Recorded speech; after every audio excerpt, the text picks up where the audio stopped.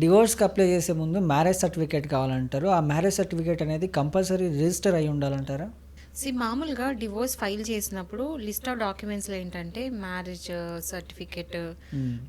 పెళ్లి ఫోటోలు, ఆధార్ కార్డులు, వెడ్డింగ్ ఇన్విటేషన్ కార్డు, ఇవన్నీ లిస్ట్ ఆఫ్ డాక్యుమెంట్స్లో ఇవన్నీ ఉంటాయి. అందులో marriage certificate important. So marriage certificate రిజిస్టర్డే ఉండాలి అని రూల్ ఉందా అని చెప్పి చాలామంది అడుగుతుంటారు.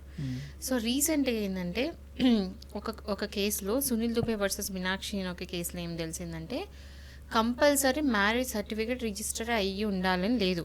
ఇప్పుడు section 8 of Hindu marriage act ఏం చెప్తుంది అంటే ఏదైనా సరే మ్యారేజ్ సర్టిఫికేట్ రిజిస్టర్ కావాలని చెప్తున్నారు కొన్ని కేసెస్కి. అంటే ఇట్లాంటి రిలవెంట్ కేసెస్కి ఏవైతే సంబంధించిన కేసెస్ ఉంటాయో వాటి రిజిస్ట్రేషన్ మస్ట్ అని చెప్పేసి చెప్తుంది. కానీ ఈ కేసులో ఏంటంటే వీళ్ళ పెళ్ళి ఎప్పుడు 2010లో అయింది. మ్యారేజ్ సర్టిఫికేట్ లేదు, రిజిస్టర్ అయ్యి లేదు. సో మ్యూచువల్ కన్సెంట్కి వేసినప్పుడు ఆ డాక్యుమెంట్ లేదు. సో స్టిల్ ఏంటంటే ఆ మ్యారేజ్ సర్టిఫికేట్ రిజిస్టర్డ్ కాకపోయినా సరే అడ్మిసబుల్ పర్లేదు, ఓకే అది కూడా మేము అడ్మిట్ చేసుకుంటాము అని చెప్పేసి కోర్టు తీసుకుంది.